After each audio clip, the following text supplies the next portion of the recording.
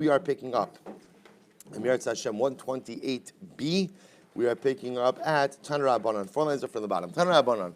Hachotich kizayis basra me'ever min achai. If somebody cuts off a kizayis of meat from ever min achai, so just to be clear on the case over here, I have ever min achai. I have a limb of a living animal. A limb of a living animal. And what happens? And I cut off a piece of meat from that limb. Basar from Ever Menachai, v'achar kach yishev alav, and then afterwards I have in mind, so after I cut it off, I have in mind that I'm going to give it to, I'm going to use it as a food item.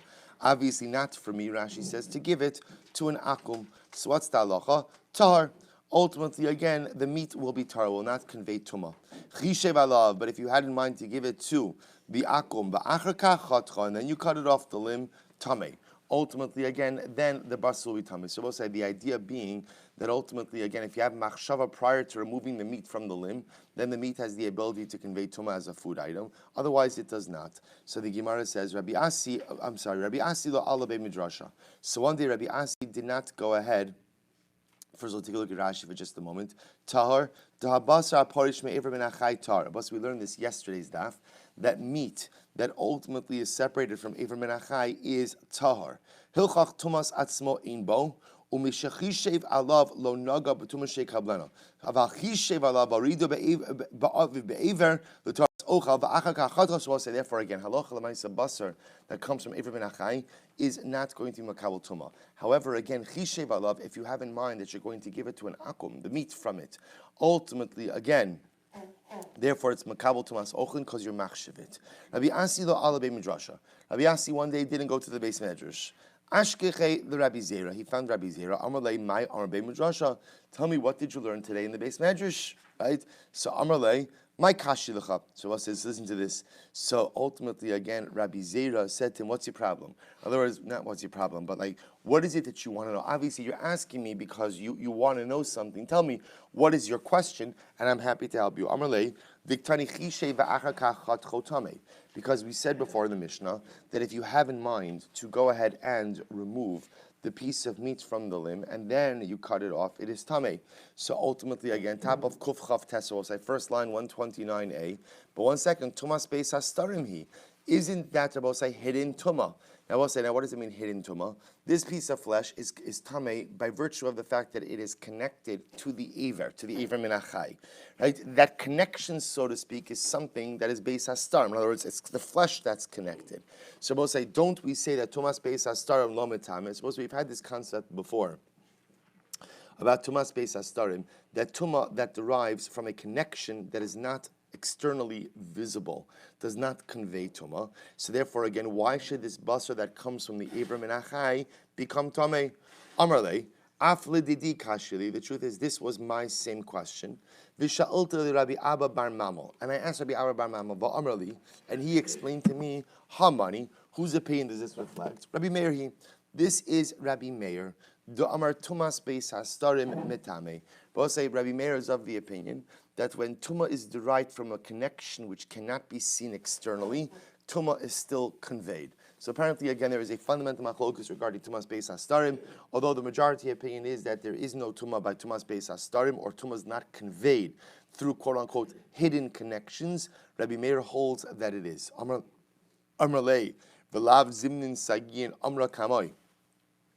But did I not say over this halacha many times? Va'amri lei, shani lei, Rabbi Meir bein tuma de baya hechsher ubein tuma de lo baya hechsher. And did we not say that Rabbi Meir made a distinction between the type of tuma that also requires prior hechsher versus tuma that does not require hechsher? Look at Rashi for just a moment. Shani lei, Rabbi Meir bein tuma de baya hechsher, hahi de behema hamakasha. So, for example, about in the case of behema hamakash, which is the pregnant animal, which ultimately is giving birth, so that in that case the ubar becomes hochshar lekabel tuma through the shchita of its mother. Va'adayin ha'ever tamei mechuber bo v'tim'o v'aval mishnasin lutan habasar tzarech hechsher v'kevan de tzarech hechsher lo hochshar kodim chaticha v'heich mekabel tuma me'aviv. So ultimately, again, I both say, isn't even Rabbi Meir who holds that there is tumas beis hastarim, does he not make a distinction between tuma, which requires previous hechsher, versus tuma, which does not require previous hechsher. And in our case of the Mishnah of the Ever Hamaduldal or Basar Hamaduldal, did we not say that ultimately it requires additional hechsher? Amarava, so Rava says, Umay kash kushya, what's the problem? Dilma Bishahukshar, maybe ultimately we're dealing with a case where Einachinami the limb was already Huksher. When it was already Huksher the Kabul Tumah, so the Gemara says, Amar le Rabba bar Rav Chanan le Rabba, Lama li Hechsher, Hamitame Tumah Chamura Agav Aviv. I don't understand why I need any kind of Hechsher over here. Isn't the limb Makabel Tumah as a result, ultimately, of its connection to Aviv. Aviv, in this case, of course, is the primary animal. Amarle kisheshimesh ma'ase eitz shimesh. So, this is actually very interesting. At the point that the limb is connected ultimately again to the rest of the animal, so then halacha lamaisa, it's what's called shimesh kishimesh eitz. Its connection is not a connection of food. Its connection is just a stam connection because it does not yet have the identity of food. Therefore, ultimately, again, it is not conveyed tuma by the primary animal. Look at Rashi also for just a moment. Look at Rashi. Actually, it's right across. Hari mitami tuma chamura agav aviv ba'odo mechuber be'ever. When the meat is still attached to the limb, haya'av hatuma letame adam v'kelim. Remember again, Ever Menachai is mitame. So when the meat is still attached to the limb, it has the ability to be mitame. But Taran de Rabbi Shmuel Silber perikin, mazram shein sof letame tuma chamura tzarech hechsher, af kol shein sof letame tuma chamura tzarech hechsher. Aval mi shesof letame tuma hechsher. Aval mi shesof letame tuma chamura kigon avela sa'ov tar v'choshen. So also remember we had this principle before. Anything which is ultimately going to come to a heightened level of tumah does not require hechsher. Hechsher is only a din in something that will only ultimately retain a smaller level of tumah. But if you are going to come to possess a higher level of tumah, you do not require hechsher. The Gemara therefore is suggesting this meat ultimately is attached to the limb. The limb itself ultimately is an avatuma. So the fact that the meat is attached to the limb, why should the meat require any kind of previous hechsher? Rashi said, look at one more Rashi. Kisha shimish. Also shimush tuma chamura lav b'toras ochal shimsha she'ein ha'ever metame klum al yedei osa basar ela b'toras eitzer. So here's the issue. The issue is that when that basar is attached ultimately again to the limb, it does not have the identity of a food item. Rather, again, it just has the identity of eitz. Because of that, once the meat is separated and potentially takes on the identity of food, it would absolutely require its own hechsher. Amar Abaye says, Hari Amru, Kolfes Sa'ar, Shiyachta li Yeshiva Batla, Kupasar, Let's listen to this next case. It's good in Yon Idioma. If you take a block of Sa'ar, right, a block of sourdough or a block of yeast, and what happens? You go, it's a block, it's a solid block. You go ahead and you decide that, you know what, you're going to use it as a chair, as a bench. So we'll say, what's the halacha? Batla. Now, what does that mean? Look at Rashi. Shiachta li yeshiva batla, mitoras chametz. So we'll say, if you go ahead, it's actually very interesting, if you go ahead and you take that block of sa'ar and you designate it as a bench, then halacha l'mais again, it is batla, it no longer has the identity of chametz, which means what, Rabbi Osai? Which means what? That halacha l'mais, you could keep it. Ve'inover avlam pesach mishum sa'ar lo yimatzi v'aseichem alma lavochalu v'nasis kli u'metama moshav hazav shari ein omrim li amod v'nasa malachtenu shari yachta l'kach already the Tumah Mataman also Mishum Moshev Hazav. So also listen to this. So therefore, if you take a block of Sa'ar and you go ahead and you decide to designate it as a chair, then Halacha L'mais, it's no longer that you could keep it over Pesach. Why? Because it no longer has the identity of Chametz. So the Gemara says Tumasa Lav Doraisa. It must be that the Tumah that it could contract is not Doraisa. These are Doraisa, because if you want to say that it could contract Tumah Doraisa, then then I will say this would represent a case of ochlin, of food items, which have the ability to contract tuma chamura, a heightened level of tuma. Look at Rashi. Imkin matzinu ochlin shesofin letame tuma chamura me'achar shiyardu letoras ochlin. So we'll say. So remember again, it must be that this sar could not contract tuma chamura, because if it could contract tuma chamura, then ultimately what you would find the case of ochlin, of food items, being able to contract the heightened level of tuma. To which the Gemara says this is not a good example, and I'll tell you why. Kishe ma'ase eitz shimesh. Remember again, this block of sa'ar is not operating as a food item. Instead, this block of sa'ar is operating as what? Is operating as eitz, literally a block of wood. Amra bai, hare amru, takrovis avodas kochavim shal ochlim metamin ba'ohel. So we'll say if you have avodah zara from food, right? So you worship the food. We saw like yesterday with the gourd, right? You worshipped food as avodah zara. So what happens? Metamin ba'ohel. Ultimately, again, it conveys tumas ohel. To which the Gemara says, tumas alav da'oraisa. It must be that the tuma ultimately again is not da'oraisa. This da'oraisa, because if you're going to think that it's tuma da'oraisa, then matzinu la'ochlin shemetamin tumin chamura. Then I both say you will find the case ultimately of what? Of food items which are able to contract tuma chamura. We were just saying before that that cannot be. To which the Gemara says, kishe shimesh ma'ase eitz shimesh. Again, I both say, in these cases, although that which is involved is technically speaking food, it is not functioning in a food capacity. Because it's not functioning in a food capacity, you cannot go ahead and draw food tuma conclusions from these cases. Amr Abaye, Abaye said, Hari Amru, Chabure Ochlin Kekelim Damu. We'll say ultimately again, if you look at Rashi, Chabure Ochlin, it's in the third wide line. Chaburi Ochlin Rashi says, Shebekelim, Harihem Kekelim. If you have food that is attached ultimately to a utensil, then ultimately, again, these food items are like the utensils. Meaning what? Vim naga tuma ba'ochel nitma hakli. We'll say to say that if you have a food item attached to a utensil, if the tummy item touches the food item, then what? Then the kli becomes tummy, and vice versa as well. This nan batzek shebesidke areva lingin atumam rotza b'kima harin kareva. Fine. So the Gemara says. Good. So the Gemara says, Chaburi ochlin kekelim damu. Tumas lav daraisa. So we'll say that this is not dealing with the case of tuma daraisa. Why not? Because if you think it's a daraisa, matzinu la'ochel shemetame tuma chamura, then ultimately you will find the case of food which is tame and a tuma chamura. To which the Gemara says, no, what's the case? Kishe shimesh maase eitz shimesh. Ultimately, again, when it's functioning, I will say it's not functioning in the capacity of food, but rather, again, it's functioning in this case in the capacity of a kli. Amrali Rapapa the Rava. So Rapapa said to Rava, Had disanya chaylev nevela b'kfarim tzarech machsharvos. We had this case yesterday. Remember, again, this was the situation ultimately, again, of chaylev nevela in the kfarim. So we'll say if you have the chaylev of, and actually we had chaylev shchuta. So right, if you have chaylev, which is the forbidden fat of an avela, of an animal that dies, in the kfarim, in the villages, tzarech machshava, v'hechshert, sorry, tzarech machshava. So I'll say, so ultimately again, the Gemara says, the Gemara says it requires machshava. Now what does this mean? Take a look at Rashi for just a moment. Tzarech machshava. So first of all, chaylev nevela, tebehema tahora einu metamek in nevela.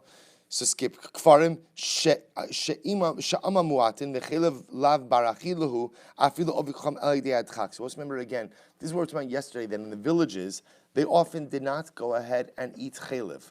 Why not? Because since you had enough meat and a relatively small population, people did not need to eat chelev.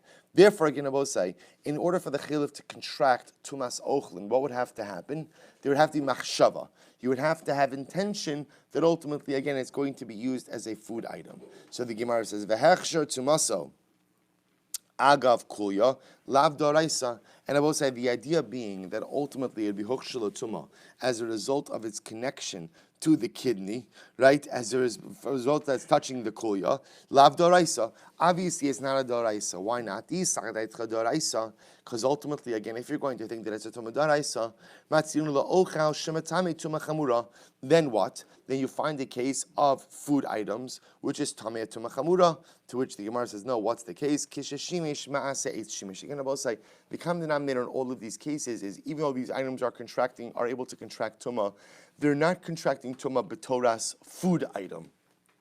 but rather, again, they're functioning in some different type of capacity. Amar Rav Masna, Hare Amru, Bayis Shesichu Bizram. An interesting case. Let's say, Rabbi, say you went ahead and you used as a roof for your home seeds, edible seeds. Right? Zuraim, Rashi says. If you look at Rashi, Kegon, Shesichech Beso Bishibalim, Ubahan Zuraim. You went ahead and you used as schach, as your roof for your home. You used stalks, and inside of these stalks ultimately are seeds. So this is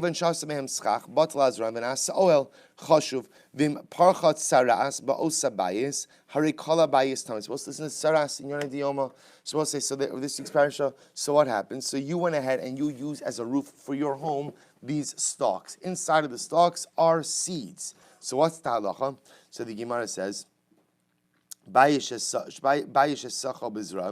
Taro, so Taro, ultimately again says the Gemara. So also lav da'oraisa, it must be that what? That the tumah that it contracts is not a tumah da'oraisa. We'll say this tumah about tzaras habayis, where ultimately again everything in the home contracts tzaras. So it must be that if this roof contracts tzaras, or contracts tumah, that ultimately the tumah is not da'oraisa. Why?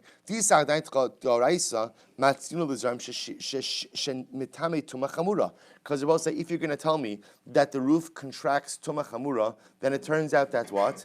That food items have the ability to contract a heightened level of tumah. Now we'll say we are working under the assumption that that is not correct. So therefore, to which the Gemara says, no, kishashimish ma'asa etchimish. So we'll say, so again, same answer. In this case, when the seeds are inside of the stalks on the roof and they contract tumah, we'll say that's because they're not functioning in what capacity? In a food capacity. Instead, they're functioning in a roof capacity. So once you're in a roof capacity, or an eitz capacity, a wood capacity, or a kli capacity, that gives you the ability to contract tumah chamura, even though as a food item you would not contract that same level of tumah. Good. Rabbi Shimon Matar. So let's remember again, going back to the Mishnah. So the Mishnah said as follows. The way we think we read the Mishnah is like this. Ha'ever metam mishum ever menachai, that if you have an ever menachai, a limb from a living animal, that conveys tumah. Ve'enu metamim mishum ever nevela, but ultimately it does not convey tumas nevela. Divrei Rabbi Meir, these are the words of Rabbi Meir. Rabbi Shimon metar. Rabbi Shimon says it's tar. So I'll say what it sounds like is that Rabbi Shimon is saying that ever menachai does not convey tumah. Does not convey tumah. To which the Gemara says, manavshach, I don't understand. We've had this concept before. If we say death affects detachment, then Rabbi say, now what does that mean? So when we say death affects detachment, what that ultimately means is we assume the process is like this.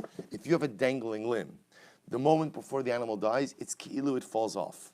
That's what it means, death affects attachment. Misa osa nipo, which means the moment before it dies, it falls off. If that's the case, manavshach, misa osa nipo, litami mishum evra menachai. See, if you say that death, i.e. the moment before death affects detachment, then ultimately this limb should be what? Should be evra menachai. Remember, this is the dangling limb case, right? Then this limb should be evra menachai.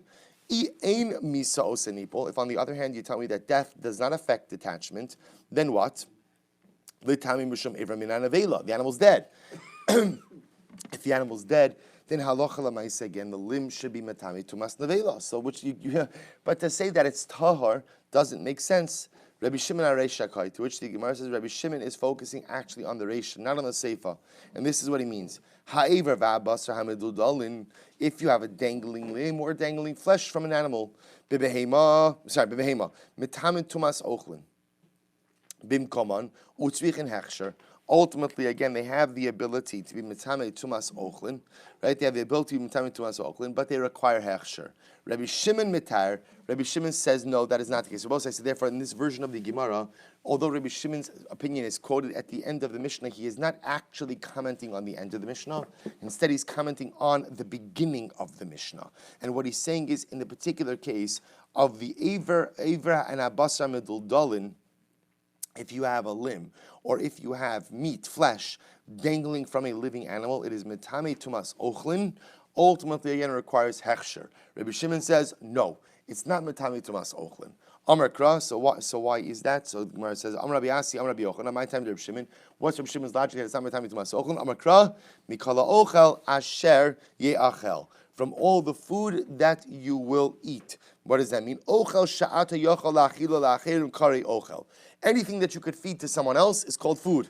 So ochel shi'ata ochel yochel la'acherim, but food that you cannot feed to other people, then namely what? Amud beis, ein karoi ochel is not called food. Both say this aver that is dangling from an animal, or the basar that is dangling from a living animal, cannot be fed to anyone else, right? Because it's still attached to a living animal. It can't be fed to a Jew, can't be fed ultimately to a non-Jew. Therefore, what? Halacha l'maisa, Rabbi Shimon says, therefore it's not ochel. If it's not ochel, then what? Then what?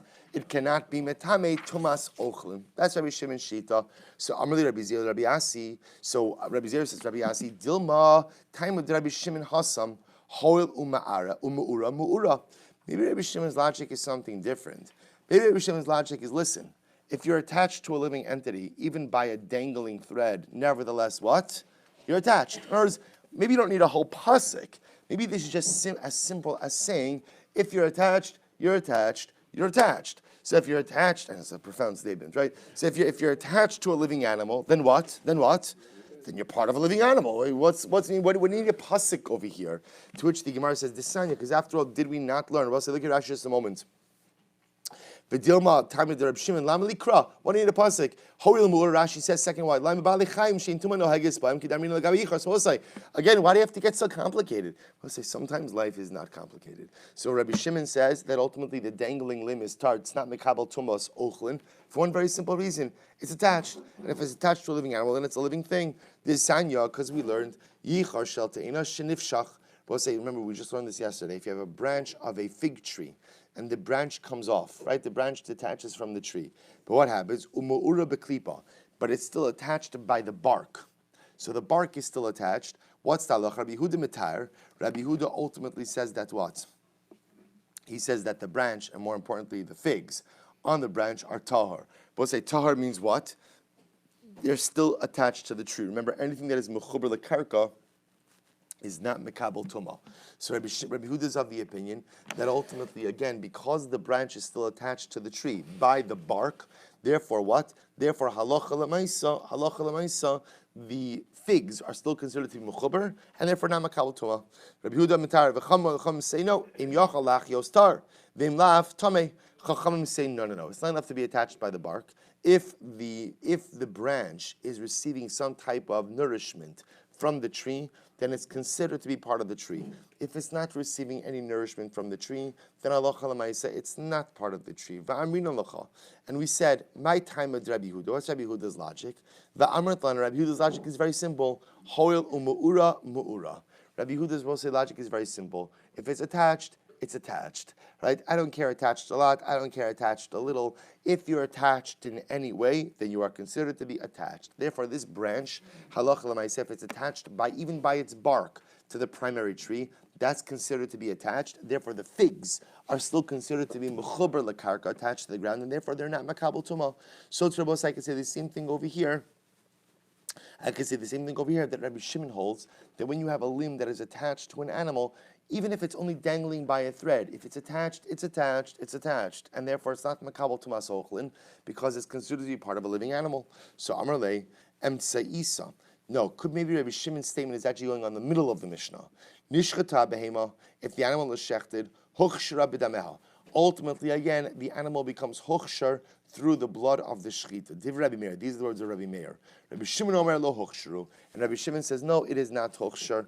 So I'm Rabbi Yochanan. My time did Rabbi Shimon Rabbi say, why does Rabbi Shimon say that the blood of the shechita is not machshir the rest of the animal, or I should say the dangling limb? Omakra mikol ha'ochel asher ye'achel. Because the pasuk says, from all of the food that you will eat, ochel shata yochel achil lacherim kari ochel. Rabbi say that which you can feed to other people is called food. Ochel she'ata yochel achil lacherim ein kari ochel. But food that you cannot feed to other people is not called ochel. Therefore, Rabbi say this dangling limb, which cannot be fed to a Jew or a non-Jew, Rabbi Shimon therefore says what is not called ochel. If it's not called ochel, then ultimately what? Then it cannot be huchshar through the blood of the shechita. Maybe Rabbi Shimon holds differently. Maybe he holds like Rava or like Rabbi Yochanan will say the shitas that we espoused yesterday. Rather, Rabbi will say after exhausting all other possibilities, we go back to what we suggested in the beginning. Rabbi Shimon is actually going on the seifa. Rabbi will say, remember again, what was the seifa case? So the seifa was Ever Metame Mishum Ever Minachai. If you have the dangling limb, right, then ultimately, again, it becomes Ever Minachai, it conveys Tumah. Ve'enu Metame Mishum Ever Nevela. But ultimately, again, it does not convey Tumah als Ever Nevela. That's what we made. Rabbi Shimon's Matar. So what does Rabbi Shimon Matar? V'lava Ever Ella Abasar Mesa. Ella Abasar. So the Gemara says, rather, Rabbi Shimon is not actually arguing, or he's not actually discussing the Ever. Rather, he's talking about detached flesh. He says like this: Mesa habehema. If the animal dies, habasar tzarich hechsher. Ultimately, again, the detached flesh requires hechsher. Rabbi Shimon Matar, and Rabbi Shimon says no, it does. It's ultimately, again, it's tar. The Gemara says, Am Rabbi Yochanan. My time is Rabbi Shimon. What's Rabbi Shimon's logic? Amar krami kala ochel shari achel. Ultimately, the pasuk says, from any food that you will eat, ochel shata yochel lachil lachirim karoi ochel. Items that you could feed to someone else are called food. Shiata yochel lachila lachirim in kari ochel. But anything that you cannot feed to someone else, ultimately, again, is not called food. Therefore, I will say, after exhausting our possibilities, that Rabbi Shimon is referring to the Reisha, then to the middle case, we come back and we say that he's actually referring to the Seifa, but not per se to the Aver, instead ultimately to the Basar. Good. Mishnah. Ha'aver v'habasar midudalin ba'adam tahorim. Let's listen to this case. What happens if you have a dangling limb or dangling flesh from a person? We'll say ultimately, again, these items are tahar. They are tahar. Right? Take a look at Rashi. Ba'mududalan ba'adam tahorim. D'chiyamos ksir. We'll say now this makes sense because at the end of the day, ultimately a person only conveys tumah when he's dead. When he's dead. So therefore, again, the dangling limb or the dangling flesh does not convey tumah. Meisa adam, if a person dies, habasar tahar. We'll say that ultimately, we're going to discuss what this means. The dangling flesh, right, is going to be tar. But ha'ever metame mishum ever minachai. But ultimately, again, the ever, the dangling limb, has the ability to be metame ultimately because of ever minachai. Ve'eno metame mishum ever minames. But does not go ahead and convey tumah. Als Ever min hames, from a limb from a deceased person. The Rabbi Meir, Rabbi Shimon Matar. But ultimately, again, Rabbi Shimon says that you're tar. Fine, so let's analyze this. Rabbi Shimon manav shach. So we'll say what's Rabbi Shimon's shita over here? So we'll say so understand what we just came out with over here. That halacha lemaisa, if you have, in the case number one is the dangling limb or dangling flesh. What's the status of dangling limb, dangling flesh? Tar. Tar, presumably because it's attached to a person, as long as the person is alive, ultimately, again, nothing conveys tumah. They're both say next case, if the person dies, what do you do about the dangling flesh and the dangling limb? The flesh apparently is tahar, right? The limb is metame ever min achai, but not ever min ames. Right, so again, we'll discuss what that means. That's Rabbi Meir. Rabbi Shimon says, ultimately, again, you are tahar, or you are tar. So the Gemara says as follows: Rabbi Shimon manafshach. So we'll say, I don't understand. How could Rabbi Shimon say you're tar? We'll say same discussion as we just had before. Misa osenipol. We'll say if you say death affects detachment, which again means what? That we'll say so that phrase is a little bit misleading because what that means is that essentially in the moment before death we look at the limb as if it is detached. Then what? L'tamim mishum evra min achai. Then that limb effectively fell off the person while he was still alive, and therefore it's evra min achai. But if you say that death does not affect detachment, then what? That means the limb became detached from the person after he died. If it came detached after he died, then what? Then it's tumas meis. But either way, there's got to be some tumas. Right? Someone's becoming tamei today. Right? There's got to be tumas somewhere. So how could Rabbi Shimon say that it's totally tar? To which the Gemara says, Rabbi Shimon ba'amakai. In reality, Rabbi Shimon is talking in general. The Ka'amar Tanakama, ha'ever metami mishum ever min achai, ve'in metami mishum ever min ames. So we'll say ultimately again, so Rabbi Shimon is commenting generally on the position of the Tanakama. You see, the Tanakama said that the Ever has the ability to become Tami Mishum Ever Min Achai, and not Mishum Ever Min Ames. I'm sorry, I just lost the place. Right, Tanakama says, Ha'ever Mitam Mishum Ever Min Achai, Ve'im Mitam Mishum Ever Min Ames. Alma, Ever Hames, Ba'alma Mitame. So we'll say, so listen to this. In general, what we say, now this is actually very interesting. Remember, they're talking about a very specific case of a dangling limb, right? So therefore, what's happening over here? So Rabbi Shimon is talking to the Tanakama, right? So ultimately, again, the Tanakama is telling me that a dangling limb has the ability to become tamei als ever min achai, but not ever min ames. Alma Aver B'Hames Ba'alma Mitame. I will say, so in a general case, right, an Aver that comes from a corpse does have the ability to go ahead and convey corpse tuma. V'amar Rabbi Shimon, Aver Hames Ba'alma Lo Mitame. And I will say, apparently, Rabbi Shimon is arguing on the general principle that the aver of a corpse conveys tumah. Now, watch this.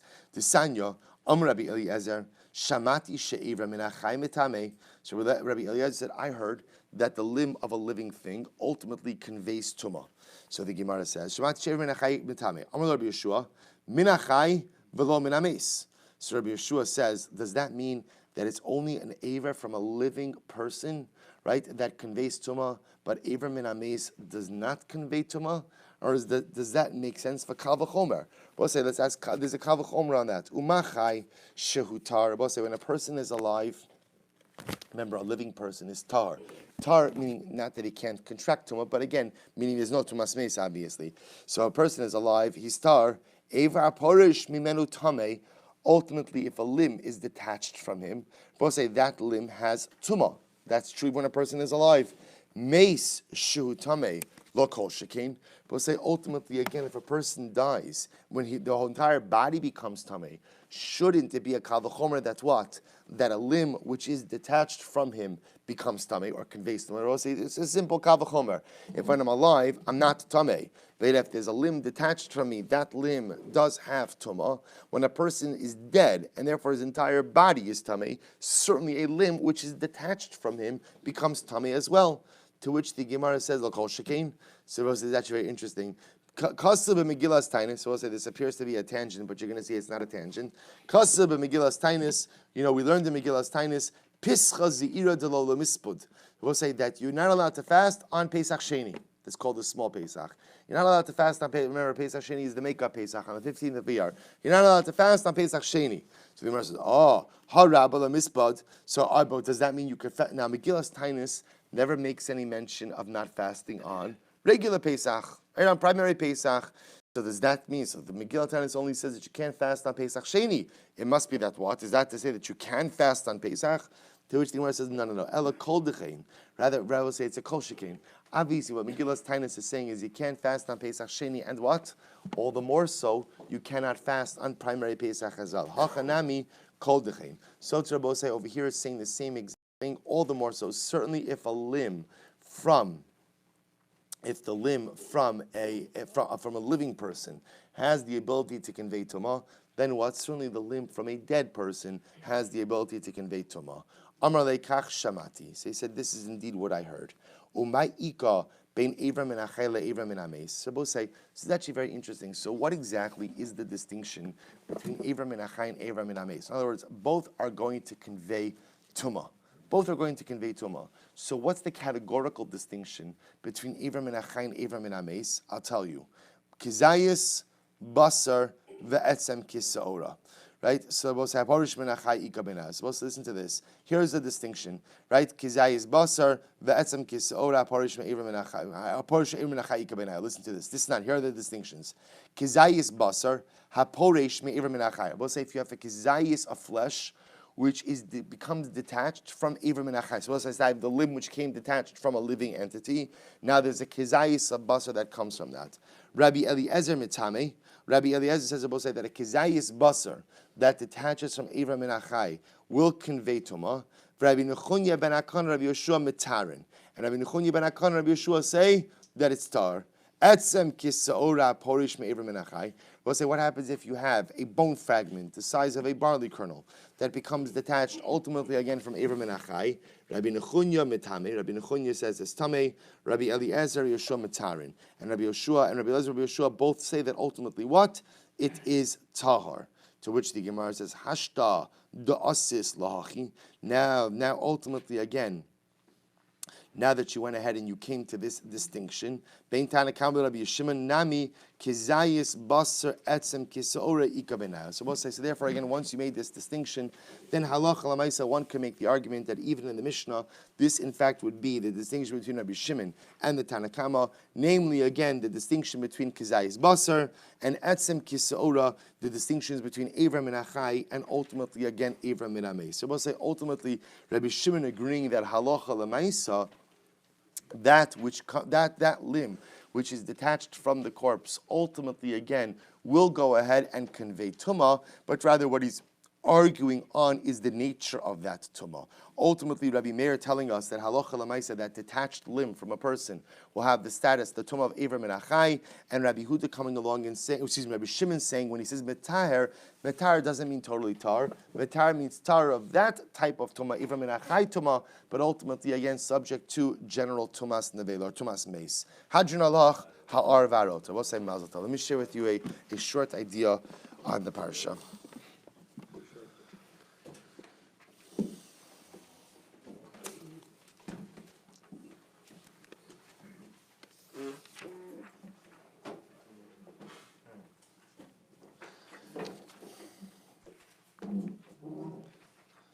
So we'll say there is, we know that this is Parsha Tazria, so the Torah introduces us to the concept of tsaras, right? A concept that we're going to spend this week's Parsha, next week's Parsha, and again, I always mention this, but we loosely translate tsaras as leprosy, but of course we know that tsaras is a physical manifestation of a spiritual malady.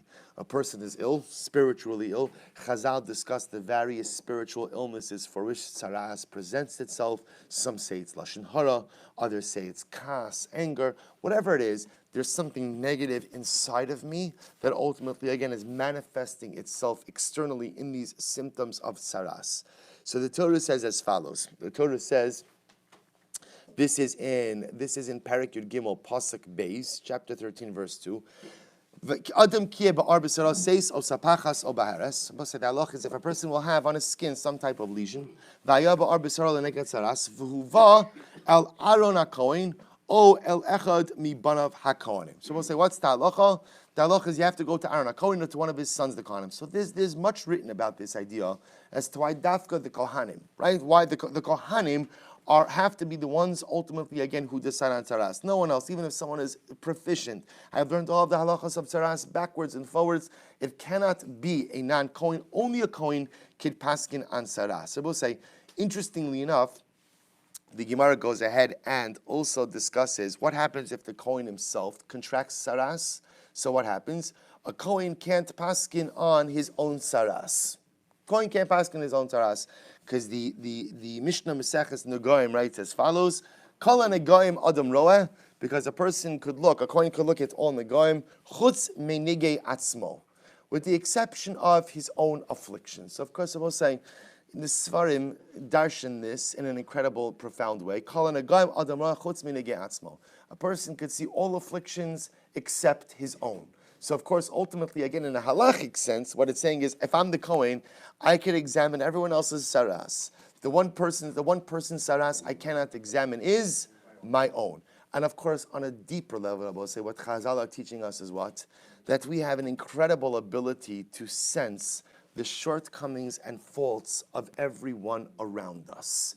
The one person sometimes we are unable to detect the shortcomings and faults of are our own.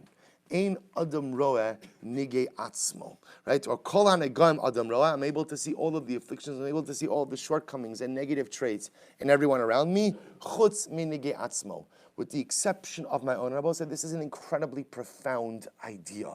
That sometimes, again, even though we're so perceptive in the world around us, and we're so perceptive in the people around us, very often we lack, either willingly or unwillingly, that same perception when it comes to our own struggles, our own faults, and our own shortcomings. But the Lubavitcher Rebbe Zechat Tzaddik Livracha takes this one step further, and he has such an incredible drush in these words. So the words are very important.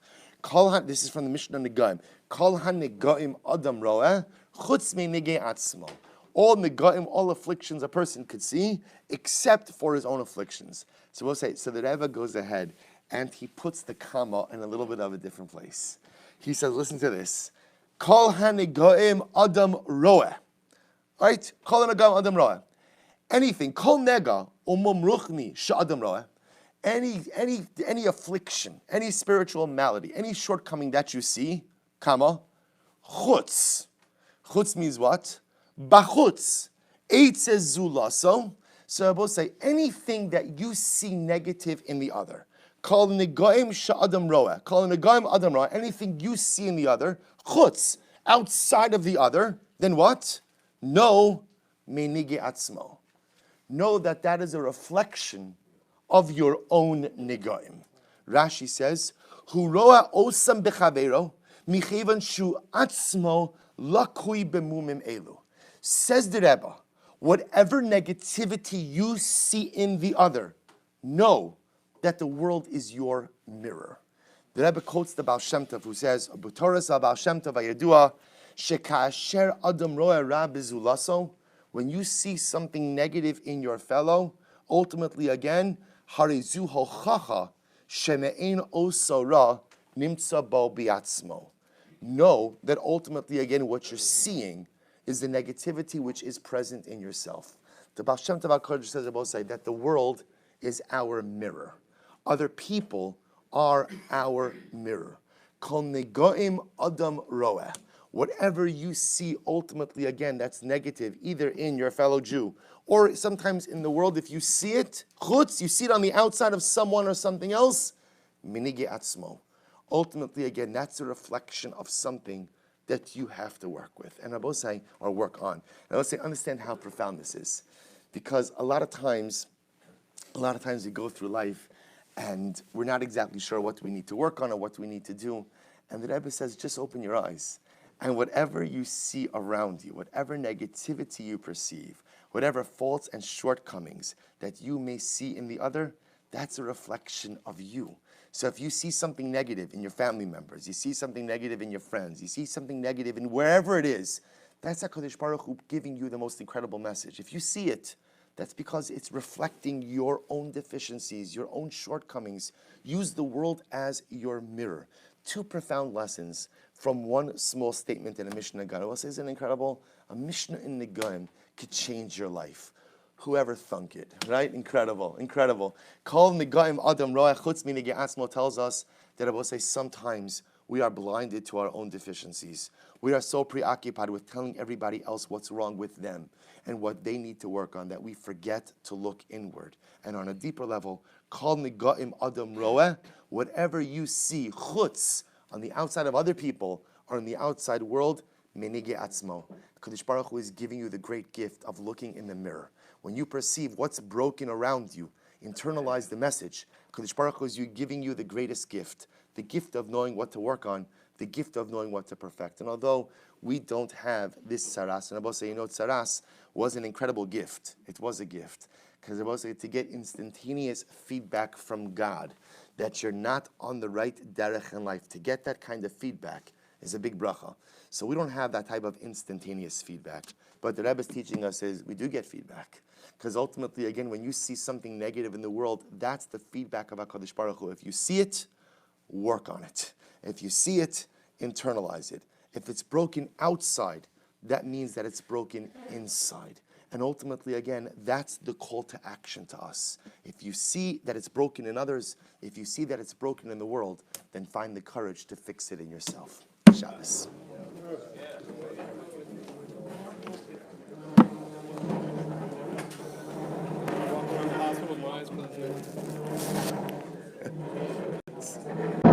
A lot of stuff. Very upsetting these days.